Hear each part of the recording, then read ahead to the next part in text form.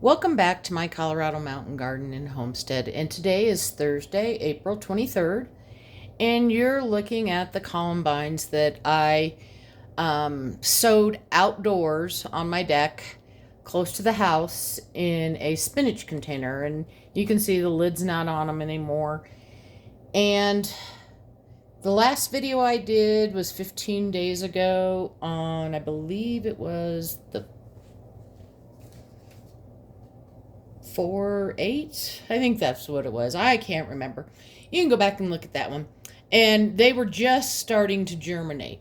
Now, we've had a couple of snowstorms in between that time and now. The first one will be 2 weeks from yesterday, or from tomorrow on a Friday.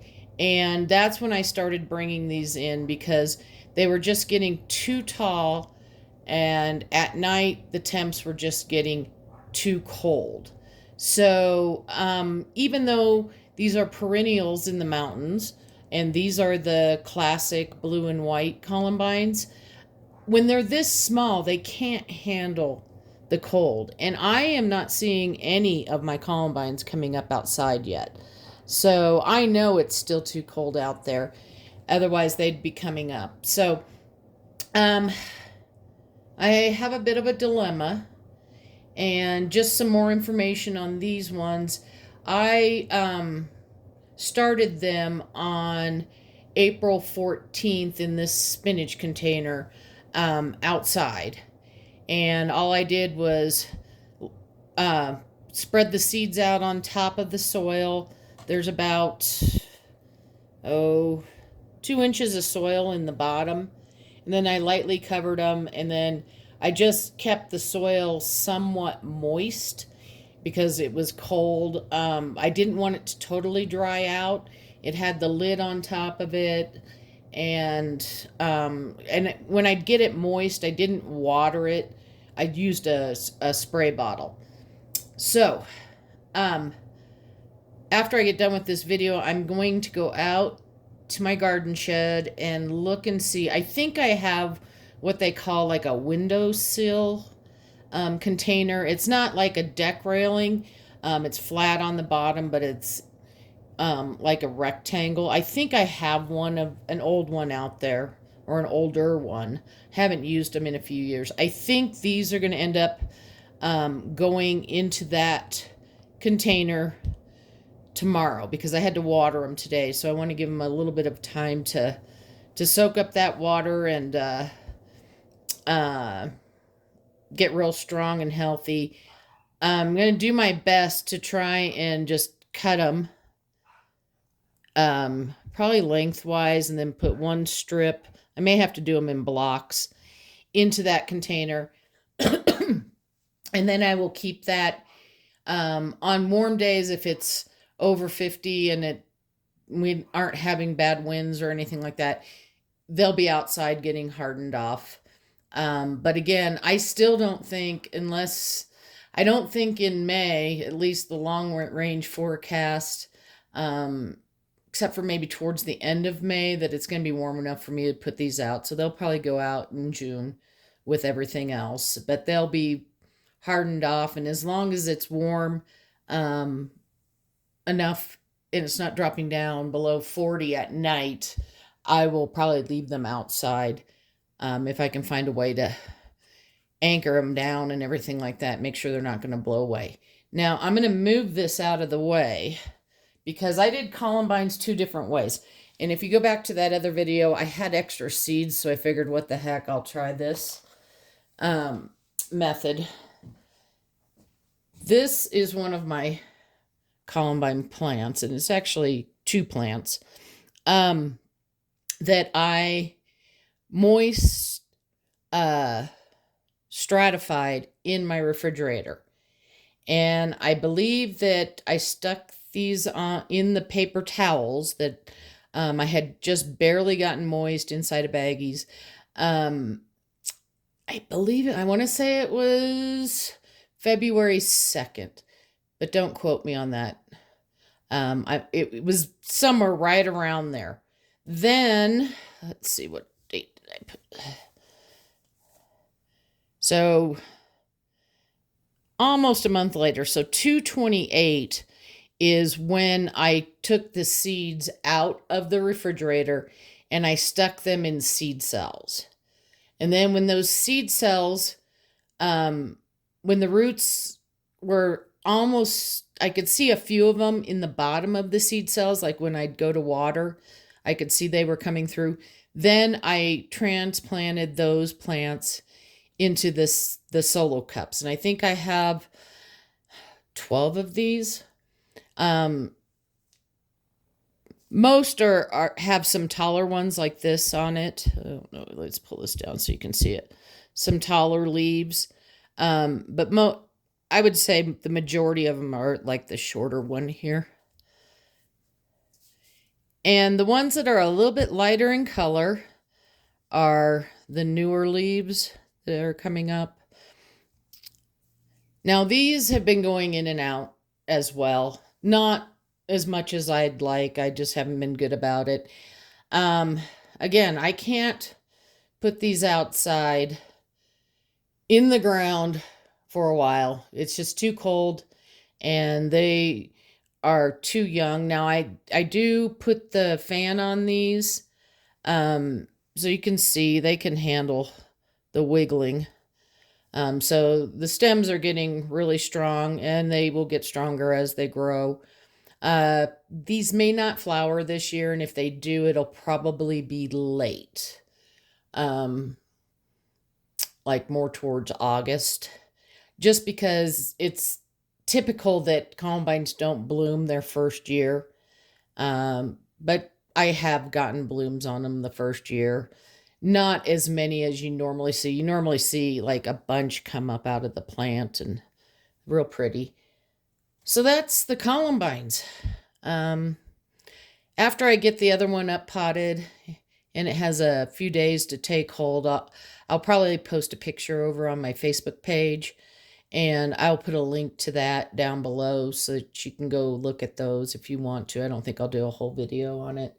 We'll come back maybe mid-May and take a look at the columbines again. One thing I wanted to mention, I know a lot of people are going to go out and start buying plants really soon. Just remember to really, really, really look at your plants before you buy them. Some plants are grown here in Colorado in greenhouses. Some are shipped in. And you don't know if they've had any problems with bugs. They're usually pretty good. When you're at a nursery, it's, their plants are usually pretty good too. They're usually a little bit better than what you find at the Home Depots and stuff like that, just because, they have actual people who really know about plants, taking care of them. But,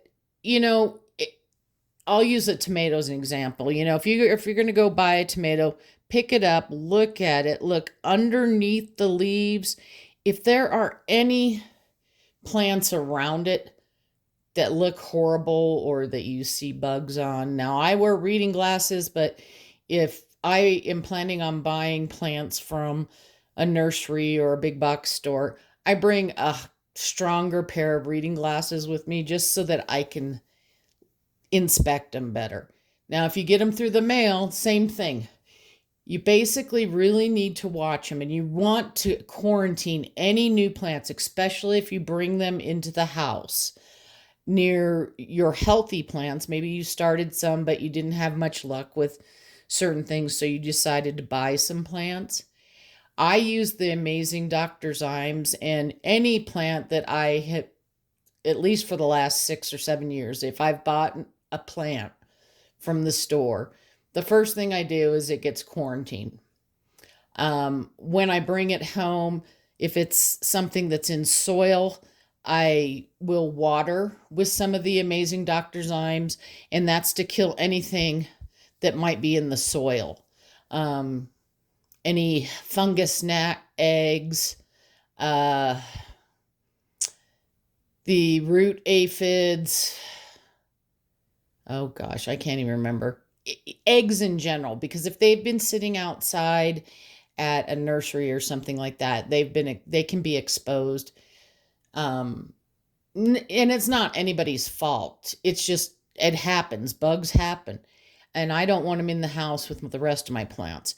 I will also spray the entire plant, both the underside of the leaves, the stems, and everything like that. And the good thing about the Amazing Dr. Zymes is it does not contain any oils, so you're not going to clog up your plant's stomata. You can buy that as a concentrate, and that's what I recommend. They do have a spray bottle you can just buy. But the concentrate, you put like, for a 32-ounce spray bottle, you put 2 ounces in, and then you fill the rest with water. So you have a lot of it, just from I think they sell it in a quart container and then a gallon container. So you'll have a lot in case you have more problems. And really, really, really, really watch those for, a good week. And I usually spray mine. I don't water. I water it when I get here with a solution of the Dr. Zymes, but I'll spray them for like 3 days in a row just to make sure I actually got everything off, and then I'll really try and pay attention to them and make sure that we don't have something going on. If you find something, especially an aphid, sometimes it's best, even though it's cold outside, just to get it away from the rest of your plants. Um, if it came in the mail with other plants, you really, really want to use something daily on those plants to just knock those aphids down, because little tiny plants can't deal with the aphids as much as a large tomato. I mean, it can recover from a pretty good aphid infestation as long as you get a handle on it, but it is going to set it back quite a bit, and it's never going to be as strong.